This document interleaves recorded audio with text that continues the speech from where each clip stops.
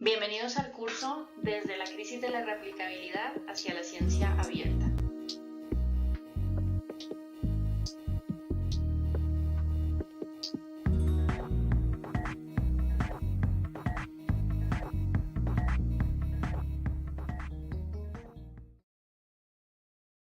El objetivo general de este curso es comprender qué es la crisis de replicabilidad en la investigación científica, cuáles son sus causas y consecuencias y cómo la transición hacia una ciencia más abierta, el Open Science, y transparente puede ayudar a atenuar este problema y a mejorar la práctica investigativa.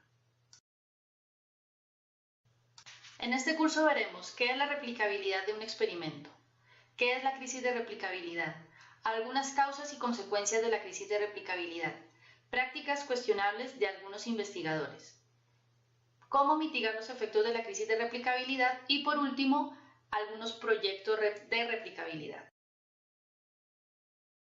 Antes de adentrarnos en la crisis de replicabilidad, es lógico que primero tengamos claro el concepto de replicabilidad. Por lo tanto, este módulo tratará sobre la pregunta ¿qué es la replicabilidad? La replicabilidad o replicación de un experimento consiste en repetir un experimento original, un experimento anterior, creando las condiciones experimentales idénticas con el objetivo de comprobar que las conclusiones a las que se ha llegado son verdaderas. Para verlo de una forma mucho más clara, tenemos el siguiente ejemplo. El experimento 1 será el experimento original que ha llegado a la conclusión de que el tratamiento A es mejor que el tratamiento B. El experimento 2 tendrá como objetivo replicar el experimento 1 para comprobar que efectivamente la conclusión a la que ha llegado es correcta. Con las dos primeras ilustraciones quiero resaltar que el procedimiento experimental debe ser idéntico. No importa si la replicación se hace en el mismo o en diferentes laboratorios, con unidades experimentales diferentes o las mismas o con diferentes instrumentos de medida. Lo importante es que el experimento se lleve a cabo de forma idéntica al original. Una vez recogidos los datos y analizados de forma rigurosa, deberemos llegar a la misma conclusión que el experimento 1. Si llegamos a la misma conclusión, entonces podemos afirmar que hemos replicado el experimento. Una vez hemos respondido qué es la replicabilidad, ya podemos adentrarnos en la crisis de replicabilidad. Entonces, en este módulo responderemos qué es la crisis de replicabilidad. La crisis de la replicabilidad se refiere a una crisis metodológica en el proceso investigativo y está afectando a todos los campos de la ciencia, aunque bien es cierto que se ha enseñado con los campos de la psicología y de la medicina. Para simplificarlo, podemos decir que la crisis de replicabilidad es la imposibilidad de replicar experimentos que la comunidad científica ha declarado como verdaderos y sobre los cuales se ha cimentado la ciencia tal y como la entendemos hoy en día, lo que conlleva a graves consecuencias no solo para la ciencia en sí, sino también para la sociedad. Estas consecuencias las veremos en las próximas diapositivas. ¿Cómo comienza a vislumbrarse o cómo comienza la comunidad científica a ponerle atención a este problema? Esto sucede a partir de un estudio que realiza el profesor de Harvard Ioannidis, en el que intenta replicar 45 estudios de medicina y se da cuenta que en un tercio de ellos fallaba a la hora de replicar, o bien la significancia estadística era mucho menor, o incluso llegaba a obtener resultados contrarios a los que habían establecido los estudios originales. Las conclusiones del profesor Ioannidis son poco alentadoras para la investigación y para la comunidad científica en general. Incluso llega a publicar un artículo en el que comenta que la mayor parte de los estudios, de los experimentos realizados hasta el momento, se han hecho de forma equivocada y por lo tanto las conclusiones a las que llegan también son erróneas. Esto hace que se genere un cierto revuelo y que en el año 2010 la revista The New Yorker escribió un artículo denominado The Truth Wears Off, en donde se comentan varios fracasos a la hora de replicar estudios ya no solo de la medicina, sino de otros campos como la psicología y las ciencias naturales, que sin embargo son reconocidos como estudios comprobados. Un ejemplo de esto son los antipsicóticos de segunda generación. Este artículo es importante por dos razones. La primera de ellas es porque evidencia que el problema de replicación no es solo en el área de la medicina, sino que se está extendiendo a otras áreas de la ciencia. Y segundo, intenta explicar el por qué está sucediendo esto a través de los protagonistas, de los científicos protagonistas de dichos fallos en la replicación de sus estudios. Estos científicos son bastante rigurosos a la hora de hacer sus experimentos y por lo tanto no entienden por qué a la hora de replicar no lo consiguen. Están intentando buscar una solución, una alternativa a este problema y algunos de ellos creen que hay un efecto, una tendencia que tendrían los estudios a disminuir la significancia estadística con el tiempo a medida que se va replicando. Este efecto se conoce como el efecto de disminución o de decline effect en inglés.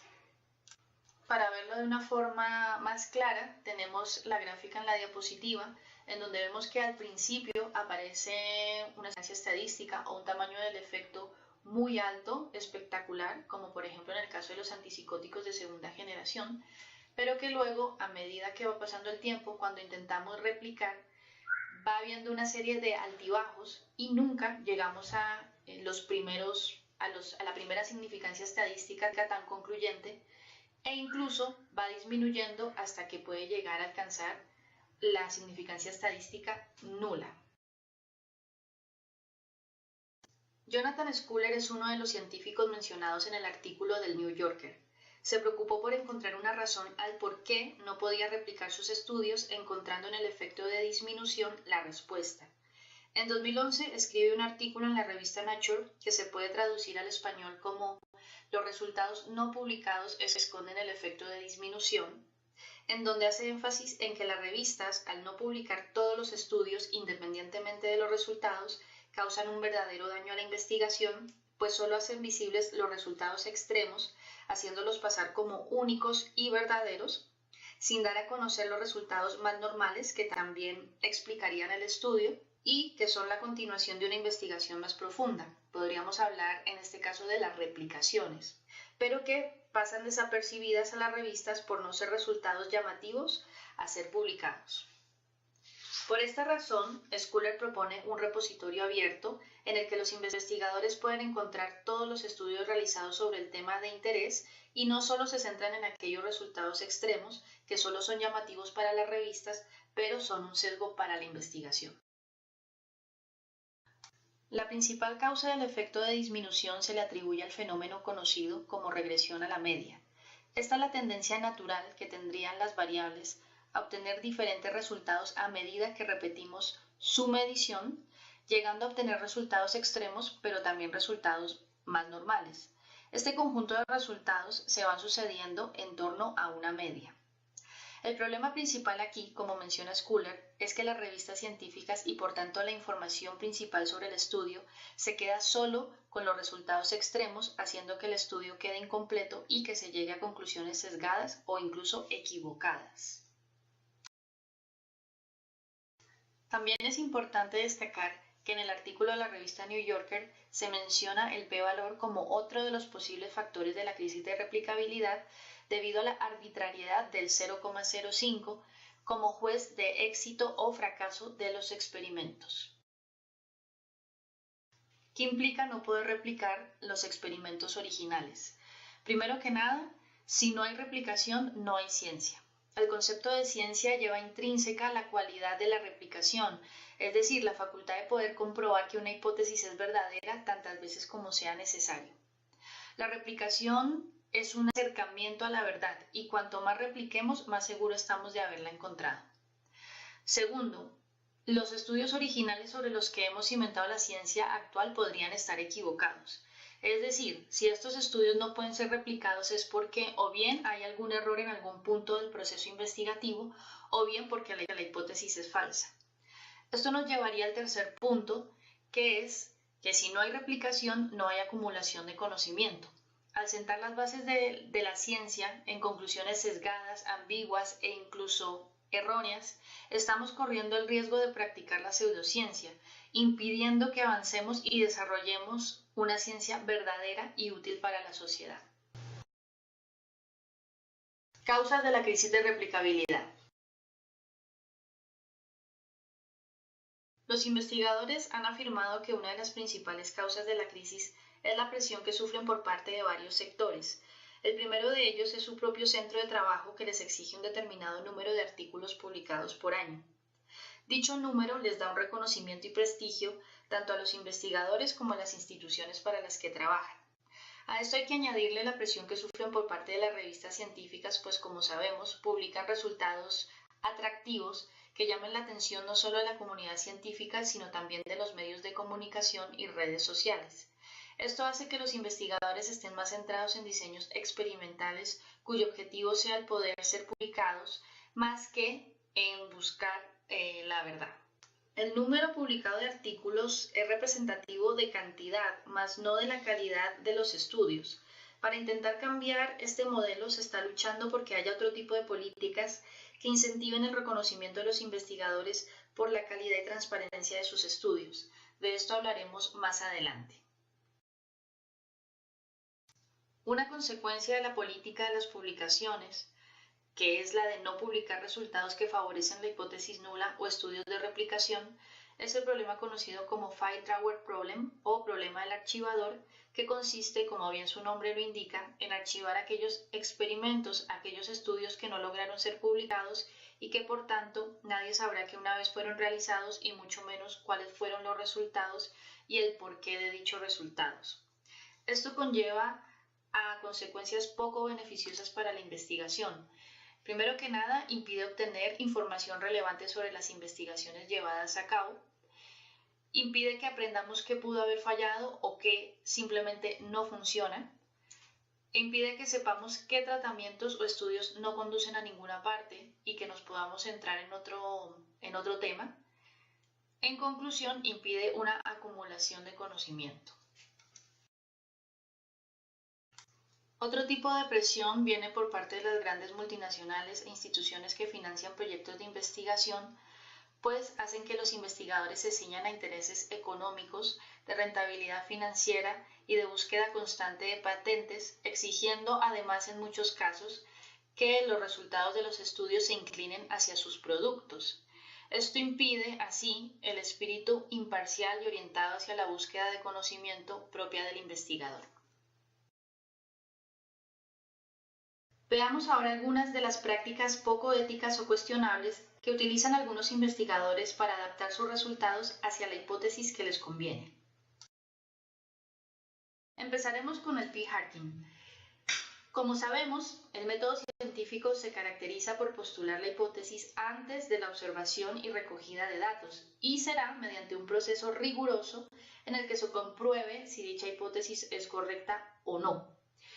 En este caso, en el caso del p-hacking, la práctica cuestionable del investigador es postular la hipótesis una vez se han obtenido los resultados, por lo que el investigador aparenta haber llegado justo a la conclusión a la que él creía que iba a llegar desde un principio. Este investigador nos quiere confundir haciéndonos creer que un análisis exploratorio es un análisis confirmatorio.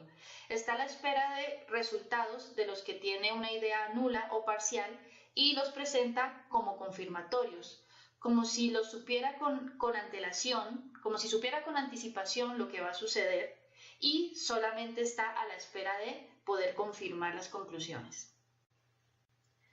El p-hacking se ha asociado a muchos artículos que hablan sobre el tema, con el sesgo cognitivo, traducido al español como prejuicio de retrospectiva, que podríamos definir, como lo dice la diapositiva, como la sobreestimación de pensar o creer que se puede predecir algo cuando ya ha ocurrido y que no había forma de predecir que iba a ocurrir, no había evidencia para que pudiéramos decir que realmente iba a ocurrir. Para simplificar este concepto, imaginémonos a la típica persona que siempre dice, ya sabía que esto iba a pasar, ya sabía que esto iba a ocurrir, cuando realmente no tenía evidencias concluyentes de que realmente fuera a suceder. Con el preregistro, documento del que hablaremos más adelante, se elimina esta mala práctica, pues una de sus grandes ventajas es definir con anticipación al experimento si es un análisis confirmatorio o exploratorio. Seguimos con el p-hacking o data phishing. Esta práctica consiste en buscar la manera en que los resultados no significativos se conviertan en significativos, recurriendo a todos los métodos posibles hasta que consigan su objetivo. Se le suele equiparar con una tortura de datos, pues los somete hasta que consiga el resultado que espera. Un ejemplo muy común es manipular el p-valor hasta que se haga menor al 0,05. Por último, tenemos el Selective Reporting o un reporte de resultados sesgado, en el que el investigador reporta solo los resultados favorables a su hipótesis, excluyendo aquellos que no le interesan. Las malas prácticas constituyen el problema de replicabilidad y disminuyen la transparencia y objetividad propia de una investigación científica. Más adelante veremos alternativas que intentan mitigar esta problemática. Algunos de ustedes estarán un poco escépticos con la idea de que exista una crisis de replicabilidad. En este breve módulo haremos alusión sobre la encuesta que hizo la revista Nature en el año 2016 a miles de investigadores sobre esta cuestión. La revista Nature entrevistó a 1.576 investigadores en 2016 preguntándoles si creían realmente que existía una crisis de replicabilidad. Como pueden observar en la diapositiva, el 52% de los investigadores respondió que había una gran crisis, el 38% que hay una pequeña crisis, 3% no hay crisis para nada y el 7% de los investigadores respondió que no sabía. Por lo tanto, podemos concluir que la gran mayoría de los investigadores acepta que existe una crisis de replicabilidad. El 70% de los encuestados confiesa haber fallado a la hora de replicar los experimentos de otros investigadores y el 50% dice no haber podido replicar sus propios estudios. Ante este problema proponen alternativas como diseños experimentales más robustos y mejoran el uso de la estadística. Si quieren más información sobre esta encuesta, les he puesto un link en la diapositiva. Hasta el momento hemos hablado sobre la crisis de replicabilidad, sus causas y consecuencias, las malas prácticas de algunos investigadores que fomentan también esta crisis, pero ¿qué alternativas existen para paliar esta problemática? En este módulo hablaremos sobre algunas de ellas. Empezaremos hablando sobre el Open Science o ciencia abierta. Se puede definir como la idea de una ciencia más accesible, ética y transparente.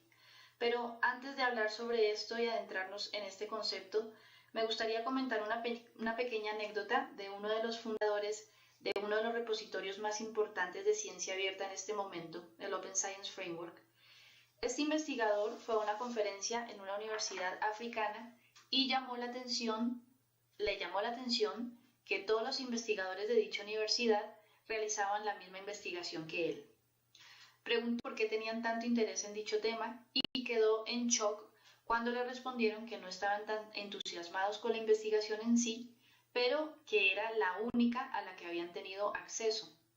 El resto de investigaciones estaban muy alejadas de sus posibilidades económicas y por tanto tenían que resignarse a investigar sobre este tema. Con esta anécdota quiero mostrarles el problema de accesibilidad que tienen muchas instituciones, por no hablar de los estudiantes, a la información actualizada de los estudios que se están llevando a cabo a nivel mundial. Unos pocos centros de investigación son los que pueden pagar las suscripciones a las revistas científicas, lo que perjudica notablemente a la ciencia, pues fomenta la ignorancia y el atraso. Dos factores contra los que lucha la verdadera ciencia. Como podemos concluir, una ciencia cerrada, una ciencia accesible a unos pocos, realmente no deberíamos llamarla ciencia sino pseudociencia, pues fomenta precisamente todo lo contrario a lo que la verdadera ciencia busca. La ciencia abierta quiere romper con esta dinámica creando una red gratuita y virtual accesible a todos los interesados en la ciencia que genera la mejora de la comunicación entre los científicos de todos los países, abre las barreras sobre conocimiento y también permitiendo una mejora en las prácticas de investigación, pues también actúa como repositorio de los diseños de experimentos, metodologías y bases de datos, obteniendo como resultado una mayor transparencia y por tanto impidiendo prácticas poco éticas de algunos investigadores. Además, permite colaboración y retroalimentación por parte de cualquier investigador interesado en el tema, lo que agudiza las buenas prácticas investigativas. En conclusión, la ciencia abierta es la exposición de las técnicas que utilizan los investigadores a escrutinio científico y público para una retroalimentación constante, construyendo un mejor camino para la búsqueda de la verdad. Aparte de las ventajas ya comentadas, los investigadores como autores de artículos, al depositar los proyectos en dichas plataformas, al ser partícipes del Open Science, tendrán las siguientes ventajas. Primero, el incremento del número de citas del artículo, el alcance a un mayor número de interesados, un impacto mucho más rápido, red de colaboración entre colegas y, por supuesto, favorecer la comunicación interdisciplinar. Ahora vamos a hacer un mini tour por los servicios que ofrece la plataforma Open Science Framework, que como les comenté anteriormente, es uno de los repositorios más importantes y con mayor potencial a nivel mundial. En primer lugar, la plataforma está en una búsqueda constante de mejora de prácticas investigativas que permitan la replicación de los experimentos. En este momento, como pueden observar en la diapositiva, hay 3 proyectos de diferentes áreas de la ciencia: psicología, medicina y educación. En cada uno de ellos, el objetivo es replicar estudios anteriores y sacar conclusiones del porqué de los diferentes resultados. Cualquier investigador interesado en estos temas puede unirse a estos proyectos. Otro proyecto que me resulta personalmente interesante es el que podríamos traducir al español como colaboración entre todos o colaboración abierta para analizar datos. A todos los investigadores que quieran participar en este proyecto se les da la misma base de datos, teniendo que contestar a la pregunta de si los árbitros de fútbol pitan más faltas a los jugadores de raza negra que a otros jugadores. Se pueden realizar los análisis que se quieran y los resultados deben ser compartidos para poder entender por qué salen diferentes resultados y cuáles son los métodos acertados para este tipo de estudio. La idea es explorar los diferentes métodos para comprender el comportamiento de los resultados entre todos los investigadores y participantes. Otros servicios que ofrece la plataforma son el entrenamiento, la asesoría estadística y los workshops o talleres sobre la ciencia abierta y las investigaciones replicables y reproducibles. Aquí quiero aclarar que aunque se usan indistintamente los conceptos de replicación y reproducción, no son lo mismo. La replicación o replicabilidad, como ya hemos comentado, implica la repetición de todo el experimento, mientras que la reproducción o reproducibilidad de un experimento significa tomar los mismos datos que el estudio anterior y someterlos a los mismos análisis para comprobar que se obtienen los resultados numéricos idénticos del estudio original, como por ejemplo los mismos intervalos de confianza, la misma estimación de parámetros, medias, medianas, etc. Dicho esto, vemos que en la diapositiva aparece una agenda de los talleres que se hacen de forma gratuita para comprender qué es la ciencia abierta y cómo hacer investigaciones más abiertas y transparentes. Si alguno está interesado, se puede inscribir en el link que les aparece y podrán entrar a estos talleres de manera virtual en el día y la hora que se les indique. La asesoría estadística, por otro lado, es un recurso de apoyo a los investigadores que presentan dudas puntuales, y esto es importante recalcarlo, sobre los análisis de los datos de su estudio. La plataforma asesora, entre otros temas, a cómo conducir los análisis de potencia o poder. Aquí quiero hacer énfasis en que este análisis es una de las buenas prácticas que se recomiendan para paliar los problemas de replicación. También ayudarán a conducir metaanálisis, a resolver dudas con el uso de R. Para quienes no lo sepan, R es un software gratuito para el análisis de datos, etc. Dicen que tardarán en responder de 1 a 2 días hábiles. Creo que es una oportunidad excelente para poder retroalimentar nuestros experimentos, haciéndolos más robustos, y además no se olviden que es un servicio gratuito. También existe el servicio de talleres presenciales sobre el Open Science y cómo mejorar la práctica investigativa. Este servicio también es completamente gratuito, aunque debe cumplirse una serie de requisitos como un mínimo y un máximo de participantes, entre otros. Si quieren más información, pueden entrar a la plataforma y ahí encontrarán las preguntas frecuentes, como pueden ver en la diapositiva, e informarse mejor. En esta diapositiva aparece la primera parte de un documento de 24 hojas destinado a mejorar las políticas que tienen las publicaciones para decidir si aceptar o no un artículo. De esta manera se motivaría a los científicos a estar más interesados en realizar estudios objetivos y transparentes que en ver si su artículo se publica o no.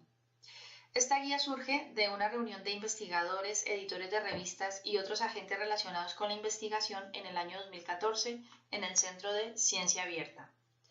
Proponen 8 categorías, que son las que aparecen ahí en la diapositiva y que pueden ser evaluadas de acuerdo a 3 niveles de transparencia.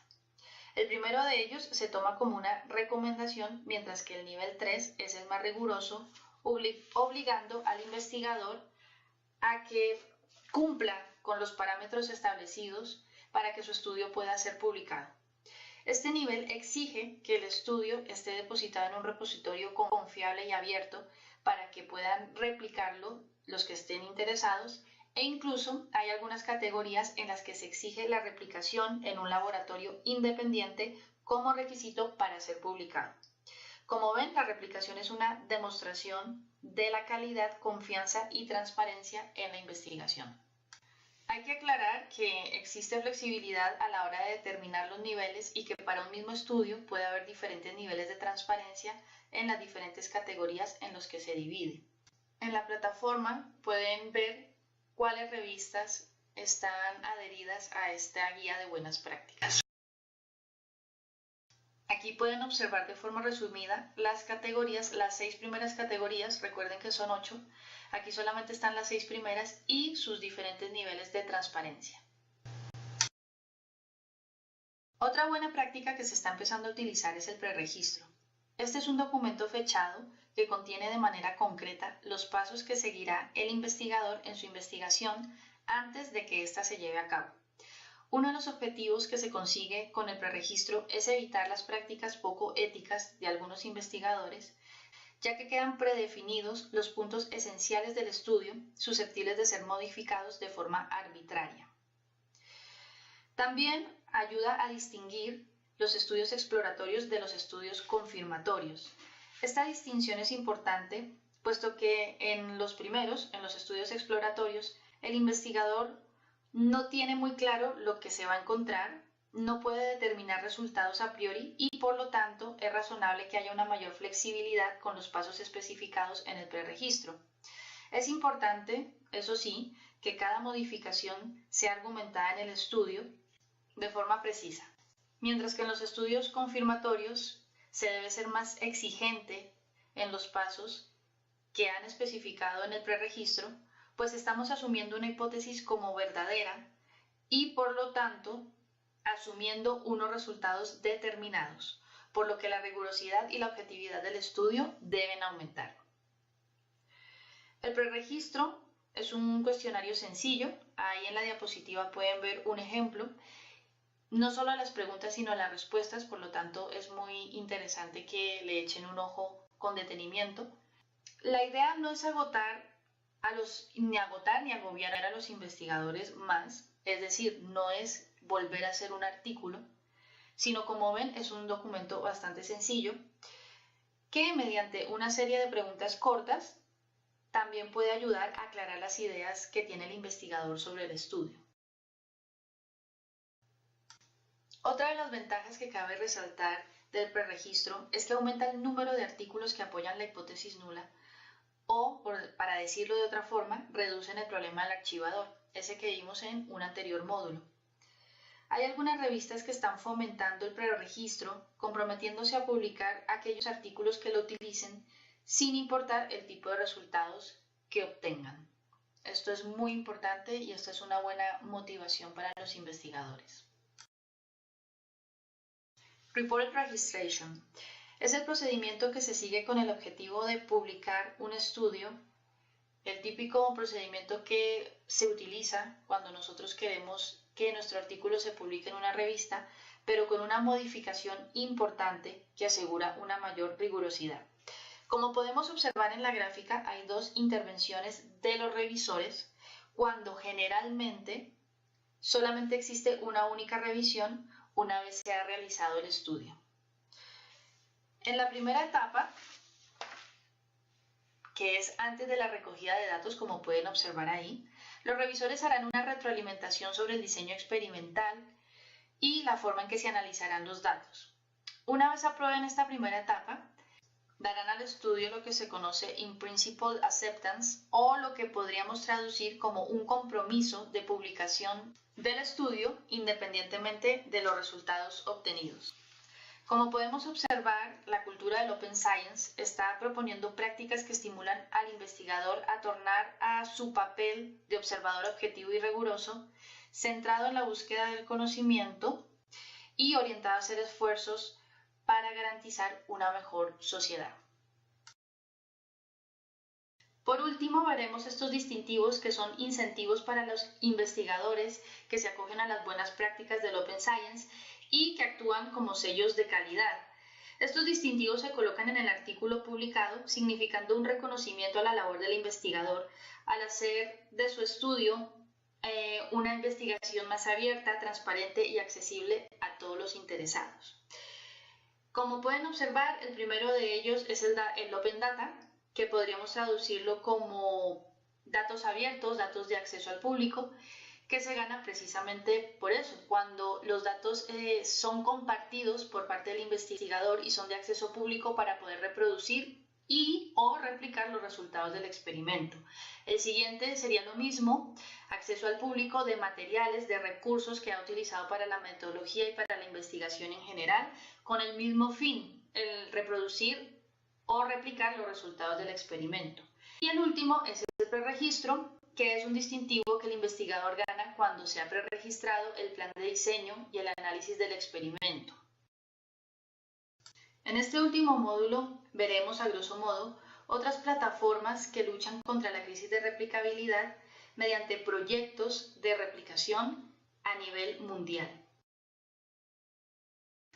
Esta plataforma tiene proyectos de replicación en biomedicina. Traducida al español se llama Iniciativa de Reproducibilidad. Está financiada por las revistas Science, Nature, BBC, The Economist, entre otras, que se han unido a la lucha contra la crisis de replicabilidad. En el primer proyecto, que se denomina así como la plataforma Iniciativa de Reproducibilidad, tienen como objetivo identificar y recompensar una investigación de alta calidad que sea reproducible a través de una validación independiente de sus resultados. El segundo proyecto es sobre la biología del cáncer. Fue establecido en 2013 para examinar la replicabilidad de los 50 estudios más importantes sobre cáncer publicados entre 2010 y 2012.